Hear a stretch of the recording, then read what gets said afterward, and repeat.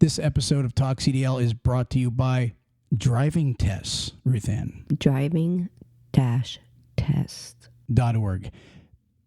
This company, real quick, guarantees that a person will pass their CDL exam. Mm-hmm. Okay, it says it right there on their pamphlet.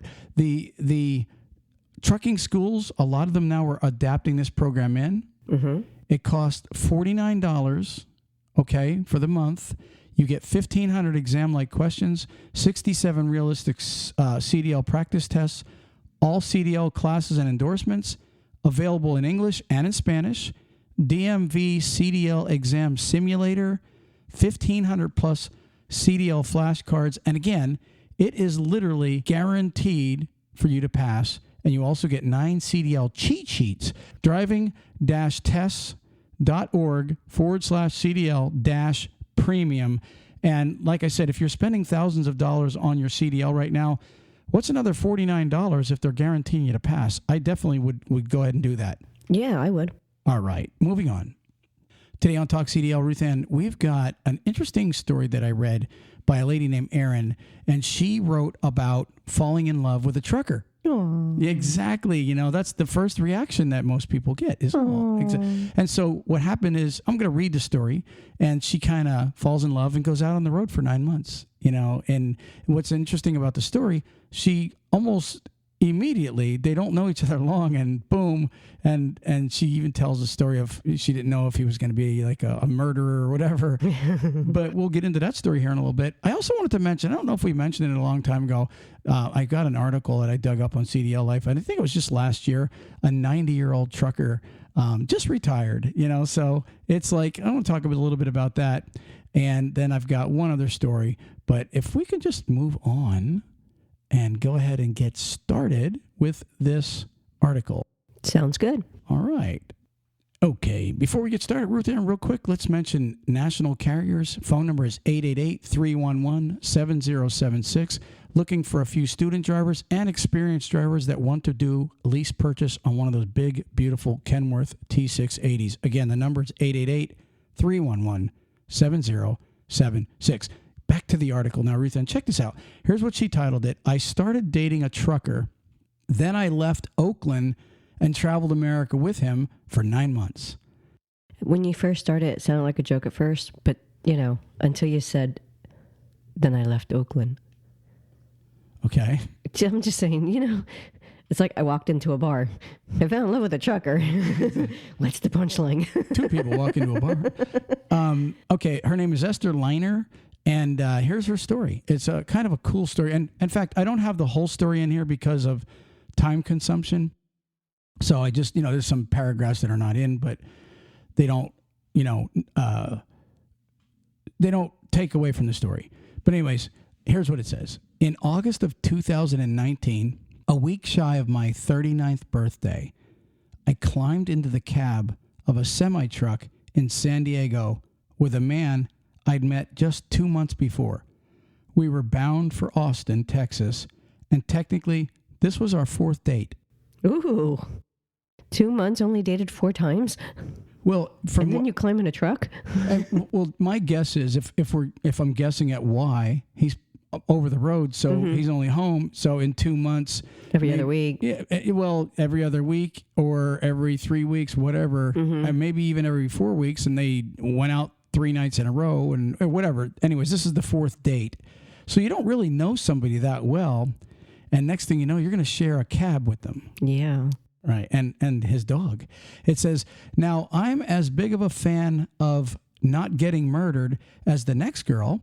And I'll be the first to admit that the premise of going on a blind date with a long haul trucker I met online absolutely sounded like an episode of Unsolved Mysteries. Yes, it does. It's kind of like she's saying, you know, I like her already. Well, you're going out with a trucker that's never around, and you met him online, and what's that the recipe for? You don't know. Well, there's been many of those unsolved mysteries or cold case files that, you know, it was a trucker. Right. So it says, she writes, but as I watched Brant, that's his name, as I watched Brant from behind the bushes outside of the Oakland restaurant Mua, M-U-A, where we were going to meet for the first time, I caught no murder vibes. So picture this girl. She's like, They all said that about Bundy too. so she's cautious enough. I mean, and I've never thought of that. You know, you're meeting somebody, and instead of being in the restaurant waiting, be out in the parking lot to make sure of what kind of car they pull up in. You know, is it a white creeper van? You know what I mean? With painted windows. Is it a you know, what Semi-truck. or is it a semi-truck? Exactly. Hey, what's this thing he's pulling up in? And so she was smart enough to actually, you know, watch for this guy, and also to see, okay, this guy, you know, he Was he dropped off by an Uber?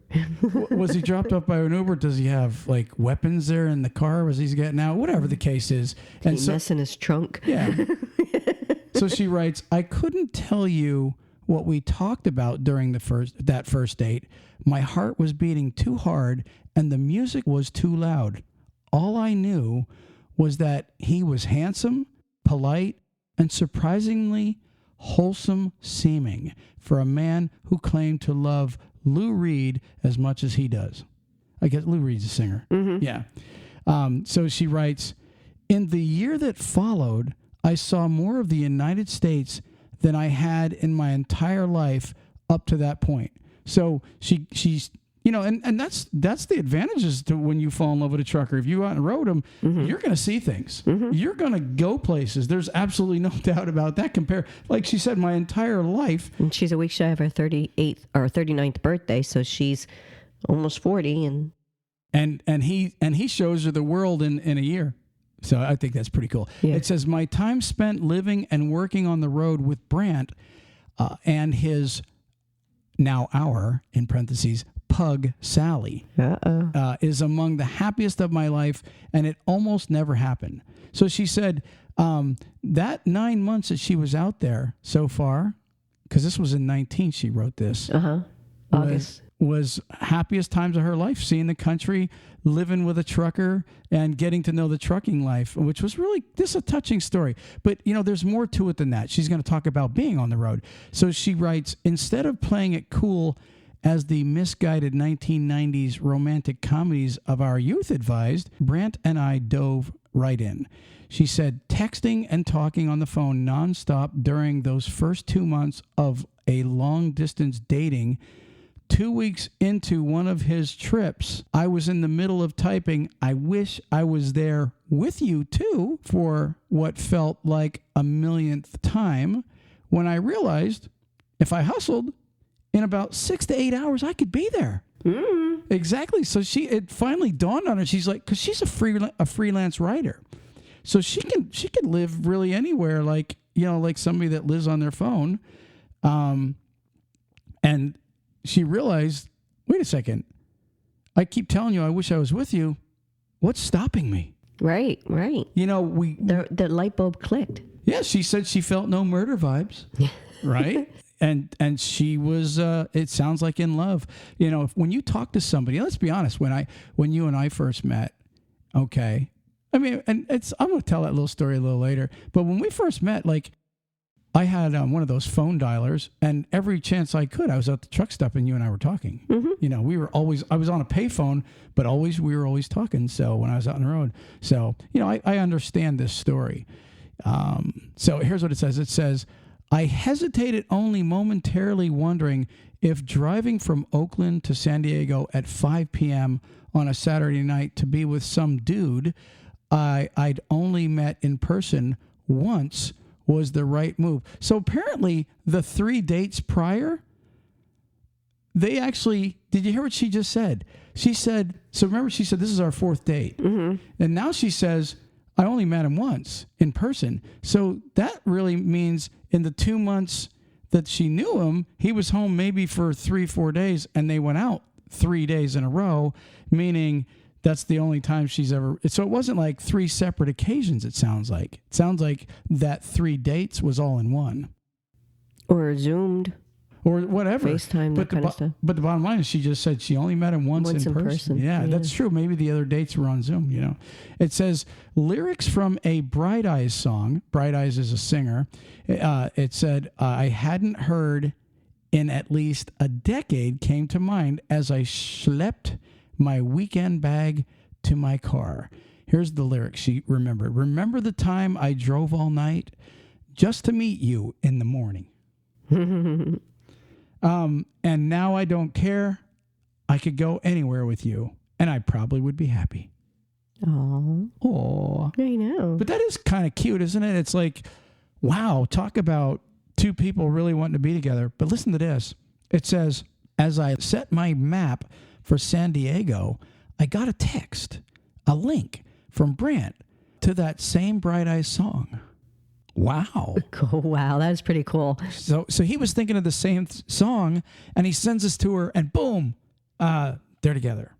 And she said it had to be a sign, right? So anyways, it says, I wanted to road trip across the U.S. from the time I was a teenager, but the demands of adulthood, work, bills, student debt had always taken priority. So much of the traveling I had done up until this point had been through reliving others' experiences of places anecdotally. So what she's saying is the only traveling I got was when somebody told me about it, and I just kind of closed my eyes and took myself there. Pondered it. Yeah, just that was it, you know. Then she writes, there is something deeply meditative, almost mesmerizing about seeing the world from 6 feet above the road through the wide screen windshield of a semi-truck. During the first several hundred miles of our trip to Texas, I delighted in every cactus, Joshua tree, and desert rock formation I saw. I remember the first time we crossed time zones from Pacific to mountain in Arizona and from mountain to central as we rolled into Texas. You remember those times, right? I do. When we crossed those. Yeah. That's cool, though. And she's just kind of recalling her first memories, which is beautiful. Right. Then she writes, we stopped and slept for the evening in a sandy truck stop parking lot just south of El Paso, where billiards and where billboards had sprung up between the super churches and pawn shops, guitar centers, and gentlemen's clubs. El Paso's strong. Pray for El Paso, and a simple one that read, enough's enough, ban assault rifles. So she's just reliving, like going through these towns where all of a sudden I'm seeing signs for churches and casinos and assault rifles and all this stuff. Something different than what she sees in San Diego. Right. She's seeing, you know, a different part of the country where people are, you know, talking about other things. She writes, the next morning in Austin, we lined up outside of Terry Black's barbecue with dozens of strangers. I delighted in the easy way our line mates, you know, the people in line, chatted with us, as chattiness is a quirk of Southern manners I've been charmed by and by again and again in our travels. Conversations there seems to flow as naturally and without worry as sweat does in the southern heat. So you see what she's taking in there, though. Now she falls in love. Friendliness. Right. She falls in love with a trucker, right? And they just on a whim, they get together and they get out there. But what she's seeing now is different cultures. She's like feeling that warm, fuzzy feeling. Because like a lot of us truckers, we come home, or if the ones that are off the road, you can sit back and go, wow, I remember I told you the friendliest people I ever met were in Washington. You know, you can remember those people. You can remember the storms up in the north. You can remember just the food in Texas, the food, the pizza in New Jersey and New York. Just little things that bring back. And now here she is remembering, you know. Yeah, she's seen different areas. It sounds like she was stuck in San Diego in California her whole life, never got to go out of it. And I've been in California I lived there for a little bit. It's not always that friendly. So she's getting to see a different area that, you know, she said they're chatty, they're friendly, it's easygoing, and she's now seeing the rest of the country of how other people really are. So it's pretty nice that she's seeing all this, and hopefully her story also is getting these drivers to remember what they fell in love with driving too. Exactly. This is, I think it's so cool when somebody, the welcome. Let me just say this to this young lady. Welcome to trucking. Because trucking will, a lot of people don't realize when you become a trucker, there's many people now going off of what you're saying here. There's many people that grew up in a small town or even a city, and they're kind of isolated. I met people in Brooklyn when I delivered that have never been off their own block.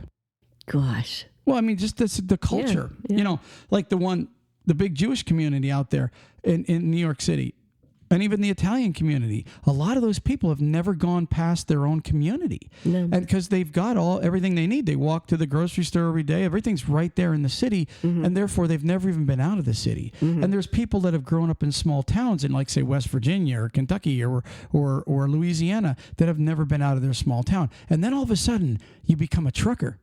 Dun-dun. Think about that. This is what Erin is going through, right? So all of a sudden, she's not the trucker, but she's really like a trucker. When you become a passenger in a truck, in fact, when you become a passenger, you actually see more than the trucker, because the trucker, a good trucker, is really more watching is the road, watching the traffic around him, watching up ahead. So he a lot of times might miss some scenery, where when you're the passenger, you're just hanging out and going, wow, man, this is awesome. Look at these things. Look at these cactuses. So there she is. And like I said, welcome to trucking. And all you people out there that are getting your CDL, you're going to feel just like this couple or this young lady at one point when you get out of your area. If you haven't really done much traveling, your whole horizons are going to be broadened. That's amazing, isn't it?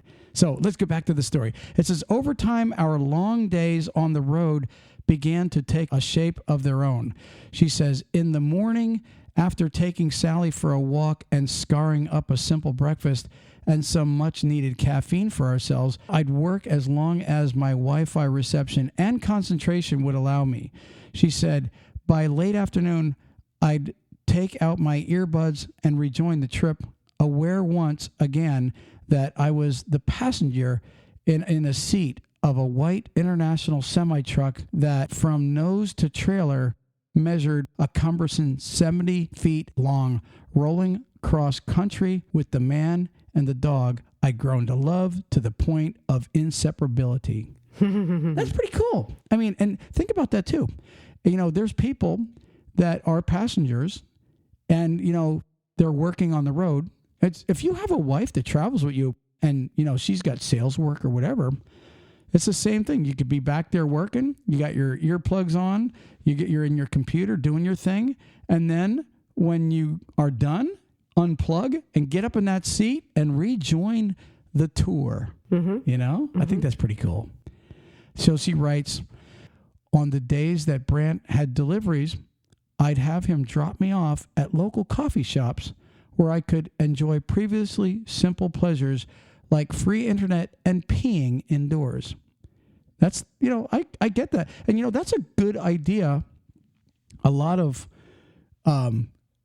people keep themselves stuck in that truck. And I've always suggested, if you have like a layover somewhere, call an Uber, go into town, take in a show, a movie, go to dinner, get yourself a hotel if you're on the road for a night, if you can afford it.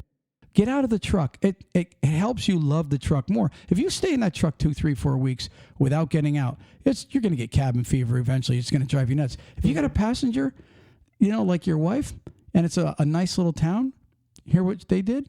He would drop her off in town at a local coffee shop, go make his delivery, and then when he was done there, he'd come back and pick her up. And guess what? If he would get held up, say he got held up for 10 hours, she could take an Uber to get to him. So either way, it works for the passenger if you make it work. That's a great idea. What do you think? I think it's a wonderful idea. She said, I'd come home to the 2000 International LT, or Kevin, as we come to call the truck. So it was her, Sally, Brant, and Kevin, the truck. Wasn't one of the minions named Kevin? It was. Hello, Kevin. Well, he was actually the more famous one, wasn't he, Kevin? Yeah. All right. On Despicable. So anyways, having barely gotten my land legs back, my hair and clothes stinking of burnt coffee. My time on the road with Brant lasted nearly 9 months. I'd typically join him on the road for a few weeks each time, breaking every so often to tend to medical appointments and to my apartment. We were sharing a gray upholstered living space that was approximately 7 by 5 feet. She's giving you the size of the cab. Mm-hmm. Each and every item we brought with us had to have a designated place. We understand that in trucking. You only have so much space. You got to you got to be inventive in a tractor trailer if you have a lot of stuff. Mm-hmm. It says the bottom bunk was not just where we slept, but where we played board games, streamed movies, and my office on the days I couldn't get to a coffee shop. She said, our first purchase together was a fancy XL twin mattress to ease back aches that came from 2 adults, including one who is 6'2" tall, spooning in cramped creative configurations most nights. If one of us had to get out of bed, not smushing the other person or the dog, involved a complex choreography. And almost inevitably, as soon as I was settled in with the evening, Brant and Sally lulling me with their tandem snoring, I would have to pee. So once I don't understand that. once everybody settled in, she's like, oh, wait, now I got to go. So she said, I would lay there at 3 a.m., unable to sleep, calculating the distance from the truck stop to truck stop, bathroom alongside the likelihood of getting kidnapped from a truck stop parking lot at that time of night. More often than not, I would get up, relieving myself in an extra large plastic beverage cup we'd picked up at a convenience store for this express purpose. And listen, I want to say something. It almost sounds like she's complaining a little bit there, but remember, she said that 9 months was her happiest time in her entire life. So you get inventive, you pee in a cup, you pee in a bucket, and you move on with life. It's just a trucker thing. I don't think she's complaining about it. She's just saying. And they do make now more accommodating female urinals or portable potties. Well, I was just going to say that if you go to even Walmart, they have in the camping section, they have portable toilets. Mm-hmm. You can literally get this little portable toilet and use it while you're on. And there are truckers that already have one. So you can make it more convenient. And I would suggest, do you remember we have an island? The church that we go to, we own an island. Mm-hmm. And it's out in the Gulf. And the reason I'm telling you this is because it has something to do with this. Mm-hmm. It's out in the Gulf, and it's a beautiful island. It's got a cabin on it and everything else. Well, if you take a couple people out there camping, and you have ladies, especially elderly ladies, you are not going to get them to pee in the bushes. So what did we do? We put a porta potty out there. We put one of those that you'd see at a construction site. The one guy bought one, a brand new one, and we put it on a boat, and we took this porta potty out, and we locked it down out there and had toilet paper and all, just for the ladies. The reason I'm saying this, guys, is because if you have a lady with you and you want her to stay with you, I'm not saying stay with you. I mean, just stay with you on the road. Try to find little conveniences like that. I think is a good idea. A little porta potty. It does help. Yeah, a little toilet in the truck is a probably first and foremost start. Anyway, so here she is. She was afraid. And I get that. You hear what she said in there? Yeah, she was thinking about how long it would take her to get from where she's at into the truck stop and her likelihood of being kidnapped in that distance. Well, a lot of truck stops at nighttime, you got trucks running. You don't know as a lady. No, you don't know. You really don't. So anyway, so she was just taking caution like she did when she hid in the bushes. Okay, it said with showers going for $20 a pop, our shower schedule was set up every other day, as most of the truck stops we frequented offered a free shower with every big diesel tank fill up. About once a week, Brant's company would put us up in a hotel a night or two, where we'd luxuriate in food delivery apps and indoor plumbing. Over time, she had it made. Once a week they put up with the hotel. I mean, gosh, that's really she's got it made. Yeah. No, I would have to agree with you on that. How many truck drivers get a hotel every week? Now, I've met truckers that say, we get a hotel once a week all the time, but that's a guy that usually stays out on the road for 10 weeks. Most guys, if they're out there 2-3 weeks, they're not getting a hotel. They live in the truck, It says, over time, I took to cooking dinner utilizing an air fryer, an electric skillet, a rice cooker, a folding table, and an extension cord we ran from the cab of the truck outdoors. Meal plan, it doesn't sound like they had an inverter. Meal planning, prep, and cleanup added an extra 2 to 3 hours each day to our already tight schedule, but it was better than living on fast food. I agree. Yes. And she probably could have done it a little bit differently if she said she just started learning it. So she probably didn't get a lot of time to get a little bit more inventive. She said, from Texas, we cut up through Oklahoma and Kansas, where summer lightning storms lit up the road in silver flashes and mosquitoes savaged my ankles. We stopped in Colorado Springs for a few days, then pushed through Utah and Idaho, where I ogled the giant red and gold rock cliffs that reminded me of old Road Runner cartoons. That's cute. This leg of the trip was 2 weeks. She wrote, once in Washington State, following my whimsy one weekend, we wound up at a sheepdog trial. I don't even know what that is. A sheepdog trial on someone's private ranch. Later, we were 8 miles past North Bend, a town made famous by David Lynch's Twin Peaks, when I realized where we had just been. Oh, well, I thought, next time.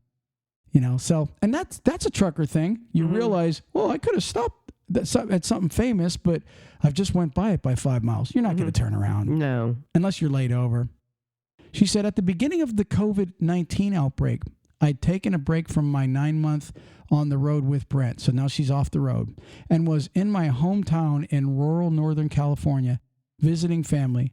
Brent was on a cross-country work trip with his eldest son, Zion, that was 21 years old. Suddenly, things like hand sanitizer, antibacterial wipes, rubber gloves, and masks were impossible to find.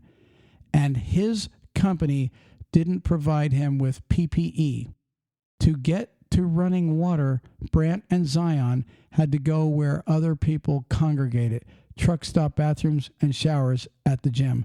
So she's describing what the COVID did while you were out on the road that first year. It said, to do his essential job, Brent was required to go into the homes of strangers for a while. Even the fast food restaurants were shut down, and Brent sent me photos of empty supermarket shelves.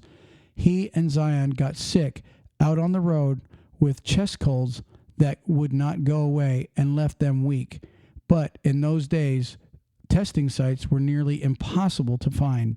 I spent those weeks apart in a blind panic, worried about Brant and Zion, watching as my freelance work dried up and the businesses of many of my friends folded overnight. And that really was terrible. I remember that. How many businesses in Houston alone, I think there was like a record 16,000 those first couple months of COVID went out of business because of all of a sudden the panic and blah, blah, blah. It says, now a year later, our lives look nothing like our early days together on the road. Brant was laid off, and we decided to ride out the pandemic in a small coastal California town off of Fort Bragg, where I grew up. A local trucking company hired him for work that kept him closer to home, delivering items like dialysis machines to our local hospitals, dog food and local feed stores, organic flour to the small bakeries. On occasion, Brant would still go on longer trips out of town, running fish from our local harbor to markets in Fisherman's Wharf or organic soil from Humboldt to L.A. Whenever possible, I would go with him. But for now, without it feeling safe to go to restaurants or see live music, the road has gone from a place of spontaneity and possibly to one where we, by necessity, continue our isolation. Like many of us, most of the traveling I did in the past year was in my memory and imagination, knowing now, as my father had, that there isn't always a next time. I often think of how lucky Brant and I were to find each other before the world shut down, and that together we got to take in this country as it was before riding alongside everyone else into what it may yet become post-pandemic. What do you think of that story? It was good. I mean, I enjoyed it. And she did bring about a good point, as far as she got to see everything prior to how the country's ending up right now with the pandemic changing how we have to do our daily lives. Exactly. I mean, and I like, it's just an awesome recount of the last couple of years. Mm-hmm. That was, I thought that was, to me, of course, the falling in love with a trucker, because like we're all trucker advocates here, it's isn't it nice though when somebody outside of our trucking world gets brought in and they go, oh my gosh, this trucking world it's awesome. This is awesome, man. And I'm not kidding you. I've heard stories of college professors, doctors, everybody that have gave up their careers and are now truckers. Yeah. You know? Do you remember Karl Malone? He played for the Utah Jazz. He would travel, instead of traveling on a bus or anything, he had a tractor trailer, and he actually drove a little bit. Mm-hmm. People get brought into the trucking world. You don't get out. Once you're in, you're not getting out. But if you love it. Back. No, it's like the mafia, but there's one catch. No, seriously, trucking's like the mafia. I'm going to tell you what the catch is. If you love it, they say once it's in your blood, it's never getting out. Because what's that stat? 3 out of 4 truckers get their CDL and then never drive again. It wasn't for them. But if you love trucking when you come in, you're never leaving. Nope. You're never checking out. Let me introduce you to my little friend. That's right. It's called a 13-speed semi-truck. Okay. So anyways, that's the story. I wanted to real quick just tell that little story. Let's go ahead. We'll do another sponsor real quick. Carter Lumber. We're also brought to you today by Carter Lumber. Carter Lumber is looking for local Class A and Class B drivers home every day. They got 160 some locations from the Mississippi East. If you go to carterlumber.com/talk CDL, that's carterlumber.com/talk CDL. There's a little form there to fill out. They will contact you, get you in. If you have a Class A or you're a Class B driver, call these people today or go to the website, carterlumber.com/talk CDL. Ruth Ann. So the other day, our little friend Eugenia, she sent us a message. Did you see what it said? She just started trucking school. Yeah, but did you see the next message she said? She said, we just watched a video on the trucker secretary.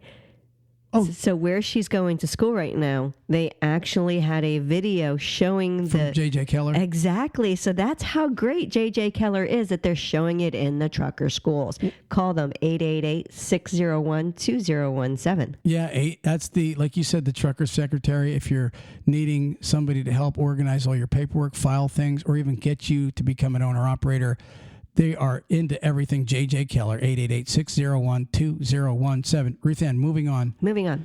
So I wanted to tell this story before I forget. Just a quick one. It's talking about love. Oh, boy. Do you remember my first trip out on the road with that new company? This was after you and I met. It was Great Coastal. Yeah. And it was like icy. Yep. It was an ice storm. Yep. And we wanted to see each other. I wanted to see you so bad that I drove with like hardly any weight in the truck through an ice storm up 95. Yep. And it was slick. I mean, people were wrecking everywhere. And it was probably dumb on my part, but I wanted to see you so bad that I just kept going. And you remember me stopping and calling you, and it was like, it's really bad, but I'm coming. Yeah. And I got there, didn't wreck, the whole 9 yards, which I probably should have waited till the next day when the ice was cleared. Ice is a bad thing to travel on. I don't recommend it, even for love. Yeah, because here's the thing. When he did this, there was no cell phones. So I didn't get to hear him. Like, I couldn't check up on him. I couldn't even check the GPS. I couldn't do anything. Like now, if I want to know where Troy's at, I just open up my link and boom, there he is.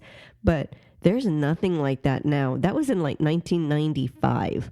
So we couldn't have, actually it was probably still 94. We couldn't have that update to make sure everything was okay.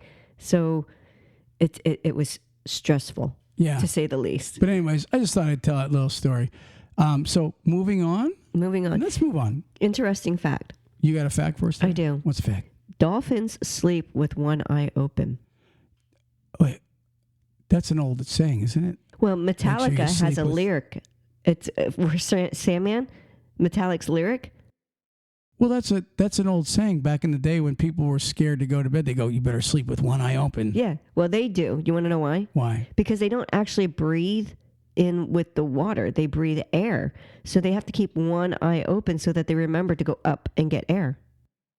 Okay, so they're probably half in and out of comatose Right. state. Okay. It's called, oh geez, I can't even pronounce this, but it's unihemispheric slow wave sleep.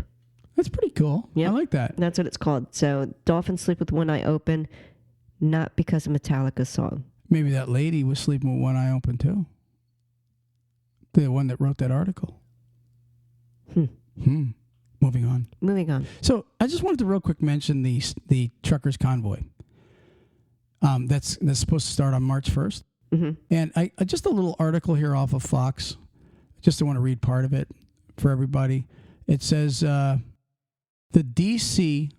Washington, D.C. region is bracing for thousands of truckers that could descend on the district of in convoy beginning as early as Wednesday that could trigger traffic jams, road closures, and bring gridlock to areas in and around the nation's capital. Modeled after recent trucker protests in Canada, separate truck convoys with names like the People's Convoy and the American Truckers Freedom Fund have been planned with different starting points, departure dates, and routes. The convoys are protesting COVID-19 related pandemic restrictions, and they seek immediate lifting of regulations like mask mandates and vaccine mandates. There's other things that they're protesting also. It says some of the groups are scheduled to arrive in time for President Biden's State of the Union address on March 1st, while others may arrive afterward. It says over the weekend, Bob Bolus, who owns a truck parts and towing business in Pennsylvania, Bolus said he will lead a convoy through D.C. Wednesday morning before heading to the Beltway. We will be along the Beltway where the Beltway will be shut down. He said, listen to this. He says, I'll give you an analogy of that giant boa constrictor. Bolus said, that basically squeezes you, chokes you, and it swallows you.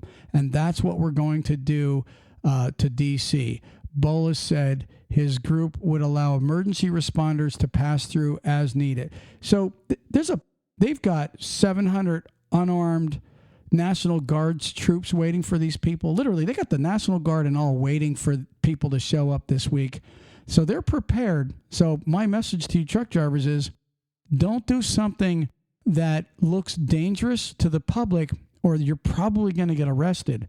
And, you know, why have them point their fingers at you and call us violent when if we just stay in line and not try to block emergency exits, emergency vehicles, anything like that? Because the first time you do that, they're wanting you to do that, Ruthann. I know they are. That's why they've gone to the extreme. They want to make truck drivers look bad. Right. So if you guys hadn't realized it yet, I promise you, just like in Canada, they use all kind of excuses to go in and arrest these guys and beat them up and put them in jail. And now here we are in the U.S. a week or two later, and I promise you, some people will be just waiting for you to fart the wrong way so they can arrest you. So do everything by the book. Make sure you're not speeding. Don't run red lights. Use your turn signals. All that stuff while you're out there in this convoy. Just do it right. And I would advise everybody out there, if you can find them, stop at a truck stop, everybody, and get dash cams. Yeah. Get dash cams and let these. I mean, a lot of companies. Because you don't want. Sorry, I didn't mean to cut you off, but it's true. You don't want to end up being in a situation where someone jumps out in front of your truck and they say that you purposely ran them over. I'm using that as an analogy, so you know. But I'm using. You protect yourself because you're going to have people sitting there saying you did certain things, and you really didn't. So get the dash cams. Great idea. There's a lot of people that are going to be set up on bridges with signs to support truckers, waving to them. watching through towns, and there's planned meals that people are making so they can bring them out to truckers. And everybody's saying, now this is what they're saying. They're saying, it could disrupt grocery stores. So you might want to take, I don't want people to go panicking. Like, how down here when there's a hurricane, Oh God. oh my gosh, the hurricane's coming. Let's go buy up all the water and generators. I wouldn't go cleaning out the shelves, guys. Let's see what happens. It's going to be an interesting week, Ruthann. Just get some dry goods. Okay, moving on. Load Smart. Load Smart is today's last sponsor, and they are The Camion's break-even calculator shows you what you make as a profit, or if you're not making the profit, what you're doing wrong. right. It shows you loss and profit. Mm-hmm. It integrates with everything. It's called Camion, Kamion.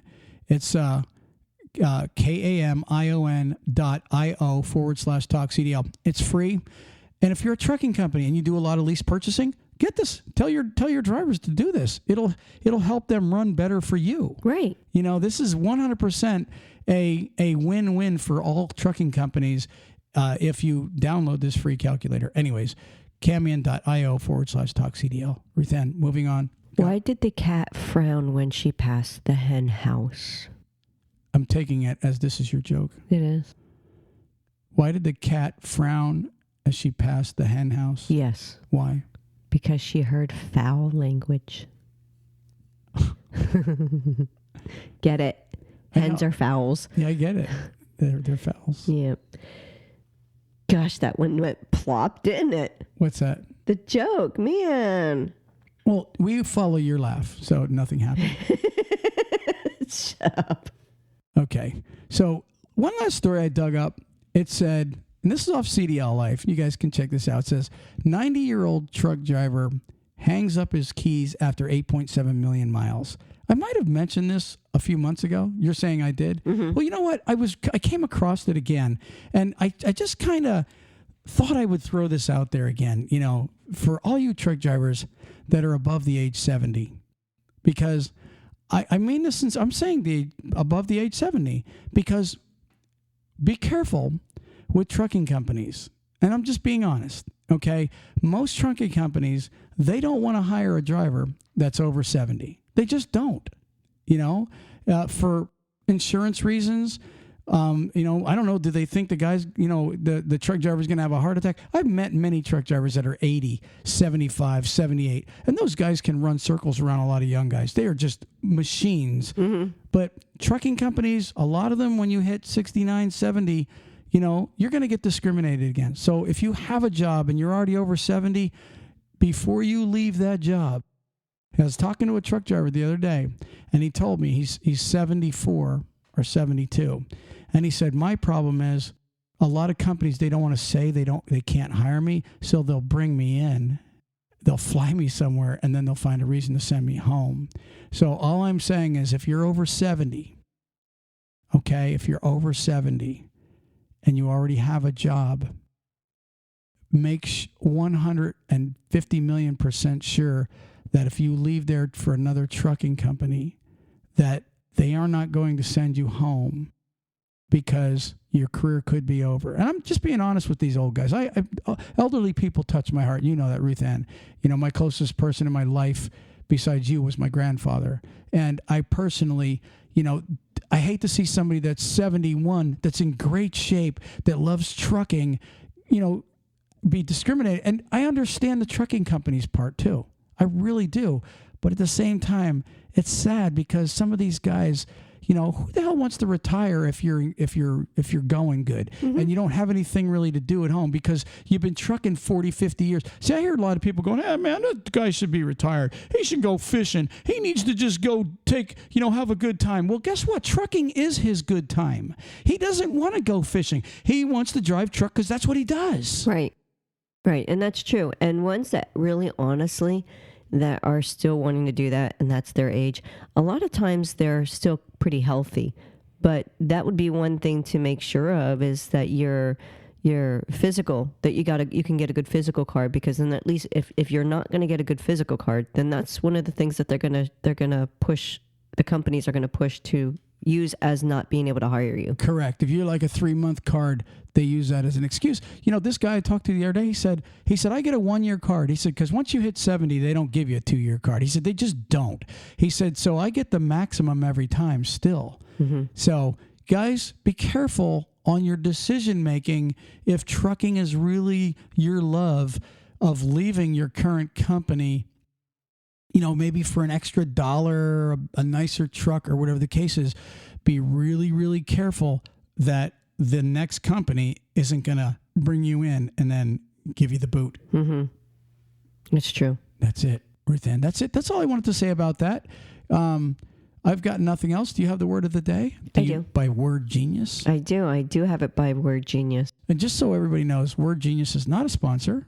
We kind of adopted them. And Ruth Ann gets this word every day. It makes her smarter. And all you got to do is go to, wordgenius.com and download the Word Genius. You get yourself 1 or 2 words every day. That's a word you probably never heard of. And, it just increases your vocabulary. Ruth Ann? Ready? Yes. Over egg. Over egg? Over egg. Over egg. Oh, just like it sounds? Just like it sounds. O-V-E-R-E. Over egg. O-V-E-R-E-G-G. Yep. What?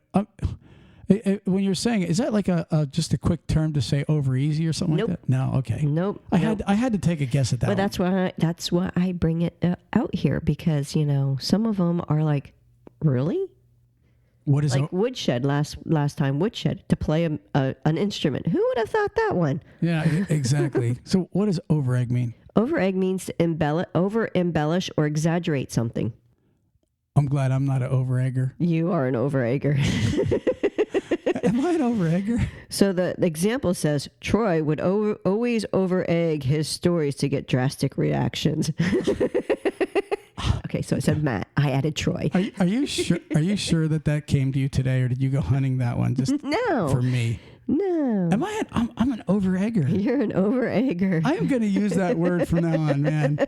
You over egger. You're over egg. Like when our kids or somebody used to, be all acting up, we'd go drama, right? Drama mama, right? I was actually thinking about that word the other day. Now I'm just going to call them over eggers. Over egger. Do we have anything else? That's it. That's it. We're out of here. Peace. Peace. Praise the Lord.